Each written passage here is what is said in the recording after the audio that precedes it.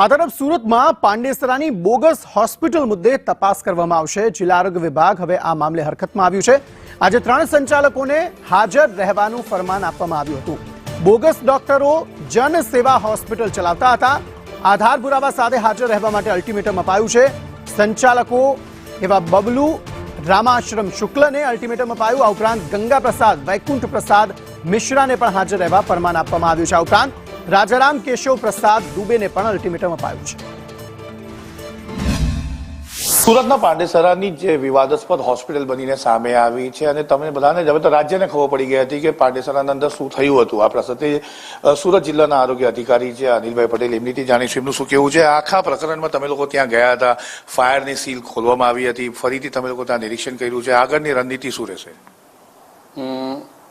અત્યારે સુરત ડિસ્ટ્રિક્ટ અને સુરત કોર્પોરેશન એરિયામાં જેટલી પણ હોસ્પિટલ, ક્લિનિક્સ, એલોપેથિક ક્લિનિક્સ છે, આયુર્વેદિક ક્લિનિક્સ છે, હોમિયોપેથિક ક્લિનિક્સ કે અન્ય જે દર્દીઓની સારવાર કરે છે એના માટે ક્લિનિકલ એસ્ટાબ્લિશમેન્ટ એક્ટ 2021 ઇમ્પ્લિમેન્ટેશન થઈ ગયું છે। એની દરેક હોસ્પિટલનું રજિસ્ટ્રેશન અને અન્ય જે ક્લિનિક્સ છે એનું રજિસ્ટ્રેશન પોર્ટલ પર સાઇટ ઉપલબ્ધ છે એના પર કરવાનું થાય છે the Gujarat clinical establishment act હેઠળ।